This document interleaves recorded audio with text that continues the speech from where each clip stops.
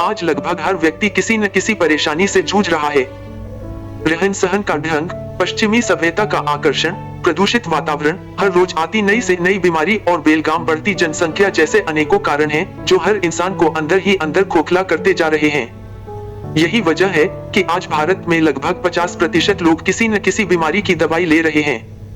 धर्म के ठेकेदार या आध्यात्म या योग से संबंधित काफी लोगों ने इसी का फायदा उठाया है और भ्रम फैलाकर पिछले लगभग 30-35 साल में अपनी अपनी दुकानों का धंधा खूब चमकाया है और यह साल दर साल बढ़ता ही जा रहा है।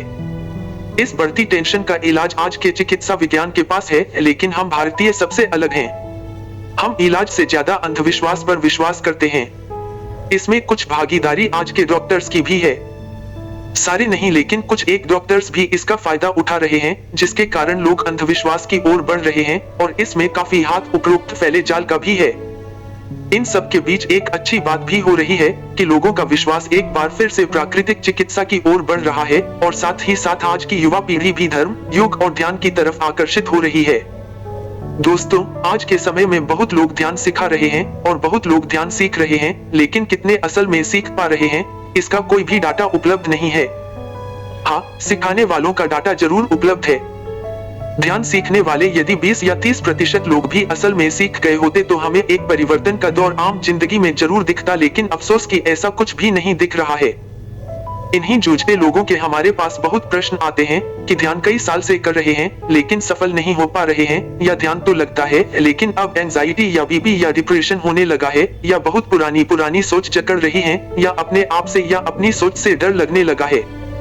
ऐसे बहुत प्रश्न आते हैं जो यह बताते हैं कि कहीं कुछ है जो नहीं हो पा रहा है। आज का एक प्रश्न हम ले रहे हैं जो बहुत लोग पूछते हैं कि तंत्र क्या है। हमने तंत्र के बारे में बहुत कुछ गलत सुना हुआ है। क्या आप भी तांत्रिक हो और भूत प्रेत में विश्वास करते हो? आदि आदि बहुत प्रश्न हैं। कोशिश करेंगे कि हम उन सब प्रश्नों का जवाब अवश्य दें जिससे आप लोग जूझ रहे हैं।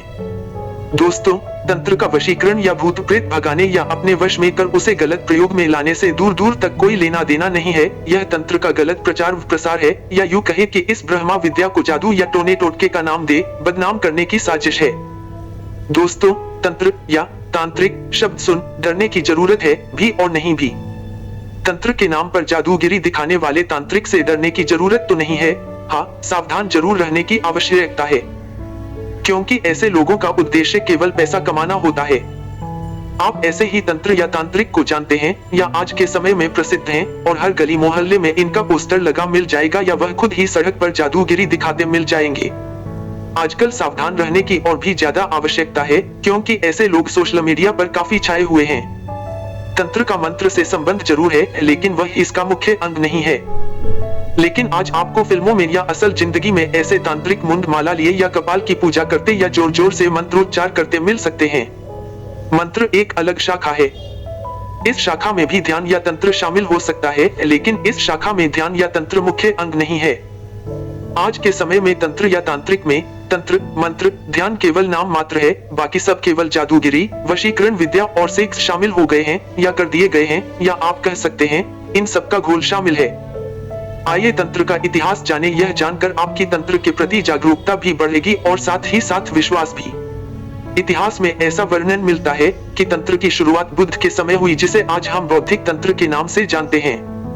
कहीं कहीं यह भी वर्णन मिलता है कि बुद्ध ने स्वयं तंत्र की शिक्षा दी थी। बौद्ध धर्म ईसा से 500 वर्ष पहले आया था और तब बुद्ध, बौद्ध धर्म और तंत्र दोनों ही भारत में प्रसिद्ध न हो पाए। बुद्ध ने भारतवर्ष में जन्म लिया और यही निर्वाण प्राप्त किया, लेकिन वह यहाँ प्रसिद्ध नहीं हुए और आसपास के देशों में हो गए। इसके पीछे कई कारण रहे और उनमें से मुख्य कारण था कि बुद्ध ने ईश्वर का बाहरी स्वरूप मानने से इनकार किया, लेकिन प्रचलित यह हुआ कि बुद्ध ईश्वर या भगवान को नहीं मानते हैं। वह उसके होने को अस्वीकार कर रहे हैं, जिस पर भारतवर्ष का उस समय का धर्म खड़ा था। बाकी आप समझदार हैं कि फिर क्या हुआ होगा। शायद यही कारण रहा होगा कि बुद्ध और बौद्ध तंत्र भारत से उस समय करीब करीब लुप्त से हो गए थे, जबकि भारत के आसपास के देशों में पैर जमते जा रहे थे। भारत में एक बार फिर से तंत्र की शुरुआत दूसरी शताब्दी से हुई थी, ऐसा उस समय के इतिहास से ज्ञात होता है। इसीलिए तंत्र में वेद, पुराण, अध्यात्म, बौद्ध धर्म की झलक मिलती है। तंत्र भी शरीर से बाहर की सोच को आगे नहीं बढ़ाता है, शायद इसीलिए यह आगे नहीं बढ़ पाया। इतिहास गवाह है कि तंत्र की लगभग 20 से ज्यादा शाखाएं थी जो कि उस समय के लोगों द्वारा विरोध करने के कारण आज 3-4 ही बची हैं। इसके लुप्त होने के कई कारण जान पड़ते हैं, लेकिन मुख्य कारण यह था कि शंकराचार्य व ब्राह्मण जाति ने इसका घोर विरोध किया। सबका विरोध करने का कारण समझ में आता है कि वह नहीं चाहते थे कि कोई भी मूर्ति पूजा और कर्मकांड से बाहर आ पाए। शंकराचार्य ने क्यों विरोध किया समझ नहीं आया। हिंदू और बौद्ध धर्म उस जमाने में आज के कश्मीर में अपनी चरम सीमा पर था। कहा तो यह भी जाता है बौद्ध धर्म का प्रचार प्रसार, विकास और फैलाव कश्मीर के रास्ते ही हुआ था। बौद्ध धर्म और कश्मीरी शैववाद, शिव दोनों का उस काल में वर्चस्व था। उस समय कश्मीर को ईश्वर की गोद कहा जाता था। यह इस बात से साबित होता है कि उस समय दूसरी शताब्दी से 13वीं शताब्दी तक के महान धार्मिक व्यक्ति अपने जीवन काल में एक बार कश्मीर जरूर आए थे। कश्मीर में इस्लामीकरण 13वीं शताब्दी के दौरान शुरू हुआ। 14वीं और 15वीं शताब्दी के दौरान कश्मीर पूरी तरह से मुस्लिम शासन के मातहत हो गया और यही कश्मीर में कश्मीर शैववाद व तंत्र के अंतिम पतन का कारण बना।